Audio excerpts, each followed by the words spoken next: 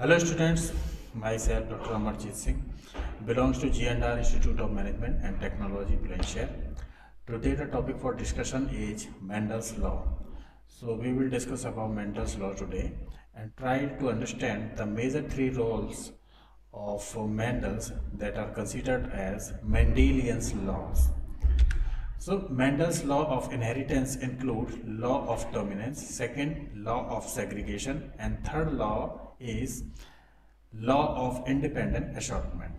The law of segregation states that every individual possesses two alleles and only one allele is passed on to the offspring. यानी Mendel's के जो तीन मुख्य roles हैं, जो मुख्य तीन नियम हैं, उसमें से पहला है डोमिनेंस, लॉ ऑफ डोमिनेंस। तो इसमें हम देखते हैं प्रभाविता के गुण, यानी कि ऐसे गुण जो एक जनरेशन से दूसरे जनरेशन में पास होते समय प्रभावी होते हैं, यानी कि जिनको मॉर्फोलॉजिकली और फिजिकली चेक कर सकते हैं। दूसरा होता है सेग्रीगेशन, लॉ ऑफ सेग्रीगेशन। इसमें हम देखते हैं कि मल्टीपल टाइम्स के जो लॉज, जो नियम्स हैं, उनके अकॉर्डिंग जो लक्षणों की वंशावली है वो एक जनरेशन से दूसरे जनरेशन में जाते समय पृथक्करण का मतलब हुआ कि किस तरीके से वो अपने आप को अलग अलग शो करने का काम करती है, कौन से कैरेक्टर्स लिए जाएंगे और कौन से कैरेक्टर छोड़ दिए जाएंगे। तो उन सभी की स्टडी है लॉ ऑफ सेग्रीगेशन। तीसरा है लॉ ऑफ इंडिपेंडेंट असॉर्टमेंट। तो ऐसे जो स्वतंत्र अपव्यूहन, हिंदी में बोलेंगे स्वतंत्र अपव्यूहन का नियम, यानी कि ऐसे नियम जो अपने आप को डोमिनेंट कैरेक्टर्स के थ्रू प्रेजेंट करते हुए, प्रदर्शित करते हुए एक पीढ़ी में दिखाई देते हैं, साथ ही साथ दूसरे लक्षणों के विपरीत लक्षणों के साथ अपनी प्रेजेंस, अपनी उपस्थिति को भी प्रदर्शित करते हैं। यानी कि जब एक जनरेशन में कोई लक्षण या कोई कैरेक्टर गया है तो वो अपने प्रभावी गुण के साथ साथ अप्रभावी गुण को भी शो करेगा, प्रदर्शित करेगा और उसमें दिखाने की कोशिश करेगा कि कौन सा तो रिसेसिव ट्रेट है, यानी कि ऐसे गुण जो एलील्स जीन्स के रूप में तो प्रेजेंट हैं लेकिन अपने आप को प्रदर्शित नहीं करते, और ऐसे कौन से कैरेक्टर हैं जो प्रभावी हैं, जो मॉर्फोलॉजिकली और फिजिकली अपने आप को प्रेजेंट करते हैं। तो अब जैसे यहाँ देखें कि लॉ ऑफ सेग्रीगेशन है, वो ये बताता है कि प्रत्येक इंडिविजुअल में, चाहे वो मेल हो या फीमेल हो, उसमें टू एलील्स हैं। टू एलील्स का मतलब है कि जैसे दो क्रोमोसोम्स हैं, या तो मेल में होंगे XY और फीमेल में होंगे XX। अब उन दोनों जो एलील्स हैं उसमें एक एलील जो है वो ऑफ स्प्रिंग में जाएगा, यानी कि जो आने वाली संतान है उसमें एक एलील अपने जेनेटिक कैरेक्टर्स को आगे ले जाने का काम करेगा। अब आगे जैसे देखें कि मेंडल्स के लॉ हैं, उसमें ये तीन कैरेक्टर्स हमने देख लिए तीन लॉ के साथ। लॉ ऑफ डोमिनेंस है एंड यूनिफॉर्मिटी है, दूसरा है लॉ ऑफ सेग्रीगेशन और तीसरा लॉ है लॉ ऑफ इंडिपेंडेंट असॉर्टमेंट। तो मेंडल का जो फर्स्ट लॉ है वो ये दिखाने की कोशिश करता है कि जो separation of the two alleles है ईच जीन्स में, यानी कि जैसे कोई हम अगर बात कर रहे हैं कि यहाँ पे XX क्रोमोसोम है, अब इस XX क्रोमोसोम में इस तरीके से इसमें दो एलील है, एक X एलील है, दूसरा एक X एलील है। अब इसमें जो जेनेटिक कैरेक्टर्स हैं वो जीन्स के रूप में होंगे, यानी कि जीन एलील जो होते हैं उसको जेनेटिक स्ट्रक्चर में जीन ही बोलते हैं। अब ये दोनों एलील अपने जेनेटिक स्ट्रक्चर के रूप में किसी एक खास कैरेक्टर के जीन्स को शो करने का काम करेंगे। जैसे अगर हम यहाँ पे लंबाई का गुण ले लें, तो लंबाई का गुण अगर प्रभावी है तो वो कैपिटल L होगा, और अगर अप्रभावी है, इसका अपोजिट कैरेक्टर है, तो वो उसको स्मॉल l से प्रेजेंट करेंगे। तो इन दोनों क्रोमोसोम्स पे से अगर एक क्रोमोसोम कैपिटल L को शो कर रहा है तो इसका मतलब ये एलील लंबाई के डोमिनेंस वाले गुण को प्रदर्शित करने का काम कर रहा है, और अगर स्मॉल l यहाँ पे लिखते हैं, स्मॉल l दूसरे वाले क्रोमोसोम पे, तो यानी कि ये एलील लंबाई के छोटे वाले गुण को प्रदर्शित करने का काम कर रहा है, यानी कि कम लंबाई के गुण को प्रदर्शित करने का काम कर रहा है। तो इसी तरीके से हम देख सकते हैं यहाँ पे कि हर जनरेशन में जो एलील है वो जीन्स के कैरेक्टर को बराबर, यानी कि इक्वल चांसेस में आगे बढ़ाने का काम करता है। अब हम जैसे जानते हैं कि गैमेट्स का निर्माण कब होता है, जब कॉपुलेशन होता है। तो कॉपुलेशन रिप्रोडक्शन के दौरान अगर हमारे पास ये XX यानी कि फीमेल और इधर XY यानी कि मेल, इन दोनों के बीच में रिप्रोडक्शन होता है, तो जब हम देखेंगे कि एक्स एक्स में से केवल एक क्रोमोसोम जाएगा और इधर एक्स वाई में से एक क्रोमोसोम जाएगा, क्योंकि सेक्स क्रोमोसोम में 22 जोड़ी ऑटोसोम्स के अलग ये क्रोमोसोम्स होते हैं जिसे सेक्स क्रोमोसोम या हेट्रोसोम बोलते हैं। तो इन दोनों पेयर्स में से एक जाएगा, इन दोनों पेयर्स में से, ये दोनों एलील्स में से एक एलील सेलेक्ट होगा। इसी तरीके से इन दोनों पेयर्स में से, इन दोनों क्रोमोसोम्स में से एक क्रोमोसोम जाएगा, यानी कि एक एलील सेलेक्ट होगा। अब इन दोनों में से तो एक एक्स ही जाएगा, क्योंकि पता है दोनों में एक्स एक्स है। अब यहाँ पे एक्स जाएगा या वाई जाएगा, तो सपोज करिए वाई आ गया, तो हमें चेक करने से पहले ये देखना होगा कि कौन से कैरेक्टर एक्स क्रोमोसोम पे हैं और कौन से कैरेक्टर वाई क्रोमोसोम पे हैं। अगर एक्स क्रोमोसोम पे उस एलील का, उस कैरेक्टर का जीन प्रेजेंट है तो हम बोलेंगे एक्स लिंक्ड इनहेरिटेंस, और अगर वाई क्रोमोसोम पर है वो कैरेक्टर तो हम बोलेंगे वाई लिंक्ड इनहेरिटेंस। तो यहाँ पे ध्यान देने योग्य वाली बात है कि सबसे पहले ये चेक करना होता है कि जिस कैरेक्टर की इनहेरिटेंस को हम चेक कर रहे हैं, वंशावली को चेक करना है, वो एक्स क्रोमोसोम पे है या वाई क्रोमोसोम पर है। तो इस तरीके से यहाँ पे 50-50 चांसेस होते हैं कि एक्स एक्स में से कोई सा एक आएगा, या तो ये वाला एक्स या फिर ये वाला एक्स। इसी तरीके से 50-50% चांस होते हैं इसमें, या तो एक्स आएगा या फिर वाई आएगा, या तो एक्स वाला जाएगा आगे या वाई जाएगा। और इन दोनों के मिलने से, यानी इन दोनों क्रोमोसोम के मिलने से बनता है गैमीट, इसे बोलते हैं युग्मक। तो इस गैमीट्स के थ्रू हम ये देखने की कोशिश करते हैं कि सेक्स सिंबल में क्या बना, यानी कि मेल प्रोडक्शन हुआ या फीमेल प्रोडक्शन हुआ।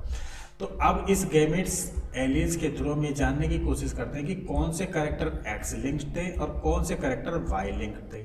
अगर लड़का है तो वाई लिंक्ड कैरेक्टर्स जो होंगे वो डोमिनेंट होंगे, अगर लड़की है तो एक्स लिंक्ड जो क्रोमोसोम्स होंगे, जो कैरेक्टर्स होंगे वो डोमिनेंट होंगे।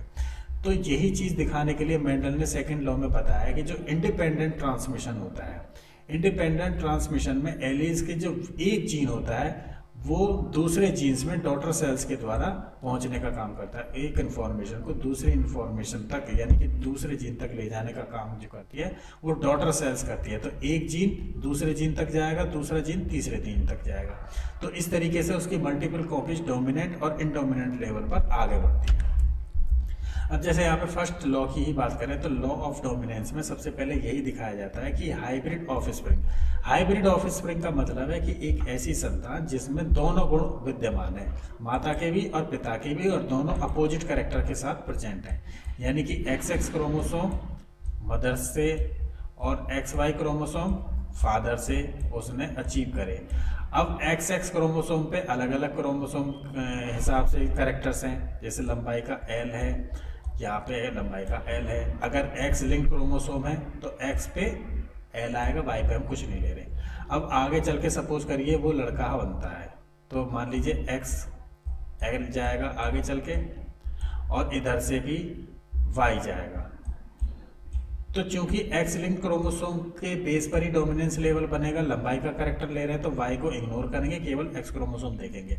तो यहाँ पे एल कैपिटल है, इसका मतलब डोमिनेंट लेवल है, अपने पूरे गुण को वो इस जनरेशन में शो कर रहा है। तो हाइब्रिड ऑफस्प्रिंग तो इसलिए क्योंकि दोनों कैरेक्टर्स में से हाफ हाफ कैरेक्टर उसने माता और पिता से लेने का काम किया है, और लंबाई के पूर्ण डोमिनेंस यानी कि पूरी लंबाई वाले गुण को प्रदर्शित कर रहा है, जो कि डोमिनेंट कैरेक्टर है, इसलिए ये डोमिनेंस के गुण को शो करता है। अब इसका फिनोटाइप लेवल पे हम ये चेक कर सकते हैं कि इसमें मेल और फीमेल का रेशो क्या है, मेल में डोमिनेंट और इनडोमिनेंट क्या है, फीमेल में डोमिनेंट और इनडोमिनेंट क्या है। तो फिनोटाइप उसका रेशो निकल के सामने आ जाएगा। एलील जो होते हैं वो किसी भी ट्रेट को सप्रेस करने का काम करते हैं, रिसेसिव ट्रेट्स हैं, जबकि जो एलील्स हैं वो ये दिखाने का काम करते हैं कि डोमिनेंट ट्रेट्स क्या है। वो इस तरीके का ट्रेट का मतलब है कि जो संतान उत्पत्ति होती है उसके अंदर जो लक्षण है वो लक्षण अपने अंदर डोमिनेंट और इनडोमिनेंट कैरेक्टर को जो शो करते हैं, उसका चलन क्या है, उसका दर क्या है। तो ये एलील्स के द्वारा प्रदर्शित किया जाता है। अगर हम जनरली समझने की कोशिश करें यहाँ पे, तो जो एलील्स हैं वो एलील्स जो है जेनेटिकली जीन्स होते हैं, जीन्स के रूप में एलील्स काम करते हैं, ये जीन्स हैं। जैसे कि हम ऑटोसोम और हेट्रोसोम दोनों सेल्स में अगर जेनेटिक इन्फॉर्मेशन को देखने का काम करते हैं तो वहाँ पे जीन होते हैं जो कि डीएनए के अंदर प्रेजेंट होते हैं। तो उसी चीज़ को मेंडेलियन लॉ में एलील्स के रूप में काम करते हैं, यानी कि एलील्स के रूप में देखा जाता है। अब मेंडल्स की थ्योरी है तो जनरली देख लेते हैं। ग्रेगर जॉन मेंडल, उन्होंने अपना वर्क मटर प्लांट पे काम किया था, क्योंकि हम जैसा कि जानते हैं वो एक चर्च में पादरी थे, यानी कि एक जो चर्च होती है उसमें पोप की तरह काम करते थे। तो उनका जो एडवांस टाइम होता, जो फ्री टाइम होता था, तो वो अपनी बाग में अपने बालकनी जो होती है, जो उनके फील्ड्स थे, उसमें मटर के पौधों के साथ वो इस तरीके के प्रयोग किया करते थे। तो जो मटर कुल का पौधा है जिसका नाम है पाइसम सेटाइवम, उस प्लांट्स पर उन्होंने सबसे ज़्यादा अपने प्रयोग किए। तो उन्होंने ये पाया कि जो जीन्स होते हैं वो पेयर्स के रूप में वंशागत होते हैं, अलग अलग फॉर्म्स में, अलग अलग यूनिट्स और कैरेक्टर्स के साथ, एक पेरेंट से दूसरे से, एक पेरेंट्स की जनरेशन से दूसरे की जनरेशन में।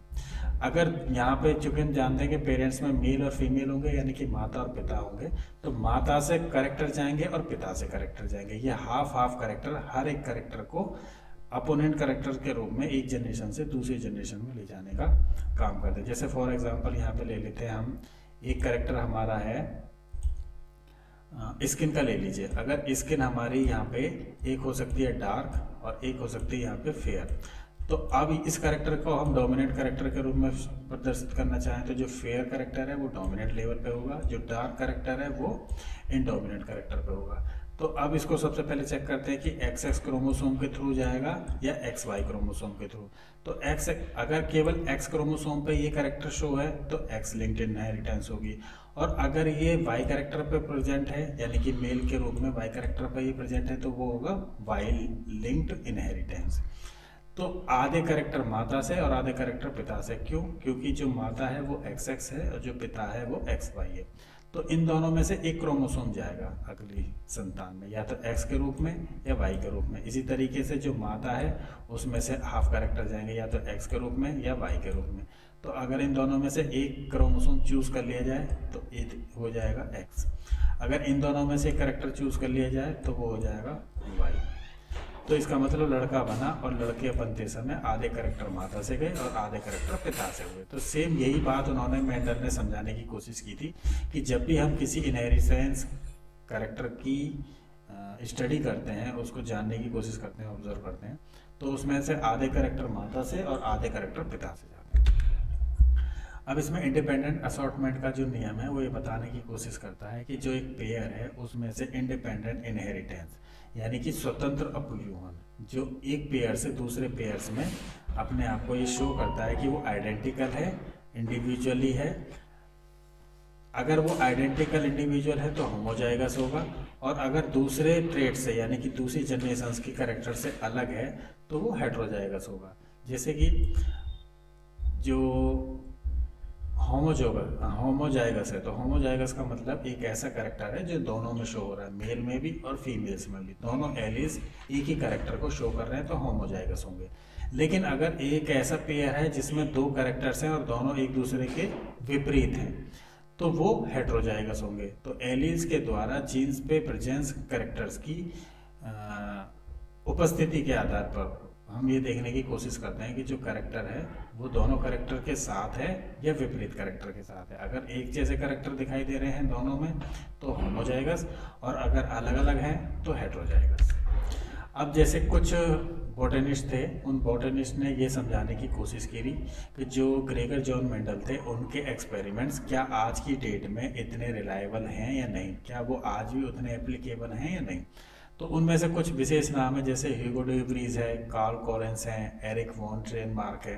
तो इन्होंने वही मेंडल्स के एक्सपेरिमेंट एनिमल्स पे भी ट्राई किए और प्लांट्स पे भी ट्राई किए, और दोनों का एक्सपेरिमेंटेशन करने के बाद ये रिजल्ट निकाला कि कितने परसेंट रूल्स या कितने परसेंट उनकी जो प्रेडिक्शंस थी वो आज भी, आज के समय भी एप्लीकेबल हैं या नहीं है। हालांकि कुछ अपवादों को छोड़ दिया जाए तो उन्होंने लगभग यही माना कि जो ग्रेगर जॉन मेंडल ने अपने रिजल्ट्स दिए थे वही रिजल्ट्स जेनेटिक्स के फील्ड में आज भी एप्लीकेबल हैं। कुछ अपवाद ऐसे हैं, जैसे उन्होंने बताया, ह्यूगो डी व्रीज ने ये देखा कि जब चूहे की पूंछ को काट दिया जाता है तो कटी हुई चूहे की पूंछ से उत्पन्न संतानों में कटी हुई पूंछ के चूहे उत्पन्न नहीं होते। यानी कि अगर किसी एक जनरेशन में किसी एनिमल्स के किसी अंग को विच्छेदित कर दिया जाए, डायसेक्ट कर दिया जाए, तो जो अगली जनरेशन होगी उसमें उस अंग की पूरी पुनरावृत्ति होती है, यानी कि वो कटा हुआ या क्षतिग्रस्त अंग नहीं होता है। तो इससे ये बात सामने आती है कि अगर किसी एक जनरेशन में आर्टिफिशियली या फिजिकली डैमेज्ड पार्टिकल या कोई डैमेज्ड जीन है तो वो एक जनरेशन से दूसरी जनरेशन में कैरी आउट नहीं होता, उसमें केवल वही कैरेक्टर्स कैरी आउट होते हैं जो सिंबॉलिक होते हैं और ट्रेडिशनल होते हैं। तो एक जनरेशन में गैप करके उस जनरेशन की पुनरावृत्ति नहीं की जा सकती, इनहेरिटेंस नहीं की जा सकती है। तो कुछ एक अपवाद ऐसे हैं जिससे ये पता पड़ता है कि ग्रेगर जॉन मेंडल जो है उनके जो एक्सपेरिमेंटेशंस के रिजल्ट्स थे वो लिमिटेड हैं। आज के समय में कुछ डिजीज ऐसी हो सकती हैं, कुछ आर्टिफिशियल डिसिमिलैरिटीज़ या इम्प्लीकेशंस ऐसे हो सकते हैं जो बॉडी के अंदर जनरेशन टू जनरेशन इम्प्लीकेट नहीं होते, इनहेरिट नहीं होते। तो इन्होंने जो अपने मेंडल्स के पब्लिश्ड पेपर्स प्रस्तुत किए उसमें उन्होंने यही दिखाने की और अवेयरनेस करने की कोशिश की है कि जो मेंडल्स के लॉ हैं वो आज के समय में साइंटिफिक वर्ल्ड में इनहेरिटेंस को बढ़ावा देते हैं, उसको इंस्पायर करते हैं और काफ़ी हद तक वो सारे रिजल्ट एप्लीकेबल हैं, मान्य हैं, कुछ एक अपवादों को अगर छोड़ दें तो अब इसमें लास्ट में हम देख लेते हैं कि इनहेरिटेंस के 4 मोड्स कौन कौन से हैं। तो इन 4 मोड्स का मतलब है कि जो इनहेरिटेंस प्रदर्शित करने के 4 तरीके हैं वो क्या हैं। तो इनहेरिटेंस यानी वंशागति के जो पैटर्न हैं वो 4 हैं मोस्टली, जिन्हें हम जेनेटिक्स में स्टडी करते हैं। पहला है ऑटोसोमल डोमिनेंट इनहेरिटेंस, दूसरा है ऑटोसोमल रिसेसिव इनहेरिटेंस, तीसरा है एक्स लिंक्ड इनहेरिटेंस और चौथा है कॉम्प्लेक्स इनहेरिटेंस। तो ऑटोसोमल डोमिनेंट इनहेरिटेंस में जो डोमिनेंट है, डोमिनेंट का मतलब है कि एक ऐसा कैरेक्टर जो हमारे ट्रेट में यानी कि किसी जनरेशन में प्रभावी रूप से देखा जा सकता है, यानी कि फिजिकली भी हम देख सकते हैं उसको और उसको मॉर्फोलॉजिकली भी देख सकते हैं। तो इन दोनों बेसिस पे उस कैरेक्टर को इजीली ऑब्जर्व या विजुलाइज किया जा सकता है, वो डोमिनेंट इनहेरिटेंस में माना जाएगा। ऑटोसोमल है यानी कि दोनों क्रोमोसोम उसमें इन्वॉल्व है, माता और पिता दोनों जायगोट के फॉर्म में। इसी तरीके से ऑटोसोमल रिसेसिव इनहेरिटेंस है, यानी कि ऐसे कैरेक्टर जो एलीज पर जीन के रूप में प्रेजेंट तो हैं लेकिन अपने आप को प्रदर्शित नहीं करते, यानी कोई एक ऐसी बीमारी जिसके जीन्स क्रोमोसोम पर अवेलेबल हैं लेकिन उसके लक्षण को प्रदर्शित करते हुए यानी कि उसको मॉर्फोलॉजिकल और फिजिकली प्रदर्शित नहीं कर सकते, यानी कि एक जनरेशन से दूसरी जनरेशन में तो जा रहे हैं लेकिन उसके लक्षणों को शो नहीं कर रहे। इसी तरीके से एक्स लिंक्ड इनहेरिटेंस है, यानी कि ऐसे क्रोमोसोम्स, ऐसे लक्षण जो एक्स क्रोमोसोम्स पर रिप्रेजेंट होते हैं। जैसे किसी बीमारी के लक्षण हो सकते हैं, किसी कैरेक्टर के लक्षण हो सकते हैं, वो अगर एक्स लिंक पे हैं, एक्स क्रोमोसोम पे प्रेजेंट है तो एक्स लिंक्ड इनहेरिटेंस बोलेंगे। अगर वाई क्रोमोसोम पे है तो उसे वाई लिंक्ड इनहेरिटेंस बोलेंगे। और कॉम्प्लेक्स इनहेरिटेंस, कॉम्प्लेक्स इनहेरिटेंस का मतलब है जिसमें एक्स भी इन्वॉल्व है, वाई भी है और इसमें मल्टीपल कैरेक्टर्स एक साथ किसी भी क्रोमोसोम पे प्रेजेंट हो सकते हैं। अगर मल्टीपल कॉम्प्लेक्सेस के साथ हम किसी कैरेक्टर्स को शो कर रहे हैं तो वो एक्स पे भी हो सकते हैं, वाई पे भी हो सकते हैं। तो इस तरीके से सिर्फ लंबाई नहीं, उसके साथ साथ कई सारे कैरेक्टर भी हो सकते हैं। जैसे एक एक्स क्रोमोसोम दिया, इस पे एक कोई कैरेक्टर ए है, दूसरा कैरेक्टर बी है, तीसरा कैरेक्टर सी है, इसके साथ कोई सा भी हम चौथा कैरेक्टर भी ले सकते हैं। इसी तरीके से वाई क्रोमोसोम है, इसके लिमिटेशन के आधार पर, यानी कि अगर ये इनहेरिटेड है किसी लक्षण को कैरी करने के लिए तो इसमें ई कोई कैरेक्टर हो सकता है, एफ कोई कैरेक्टर हो सकता है, जी कोई कैरेक्टर हो सकता है, एच कोई कैरेक्टर हो सकता है। तो इन सारे कैरेक्टर्स को एक साथ स्टडी करेंगे अलग अलग ट्रेड्स में तो वो स्टडी कहलाएगी कॉम्प्लेक्स इनहेरिटेंस, यानी कि एक साथ इतने कैरेक्टर्स को हम स्टडी कर रहे हैं और वो चेक करते हैं कि वो किस जनरेशन में दिखाई दे रही है, प्रभावी है, डोमिनेंट है या इनडोमिनेंट है। तो इन चारों पैटर्न्स के आधार पर हम मेंडल के लक्षणों को और उनके तीनों लोगों को स्टडी करते हैं। तो आने वाली स्लाइड्स में हम इसके बारे में और डिटेल में जानेंगे एग्जाम्पल के फॉर्म में। तो अभी फ़िलहाल में हमने इसके बारे में जनरल इन्फॉर्मेशन कैरी करने का प्रयास किया है और इसके तीनों नियमों को समझने की कोशिश करी है। आने वाली वीडियोज़ में हम इसके बारे में और डिटेल में पढ़ेंगे। धन्यवाद।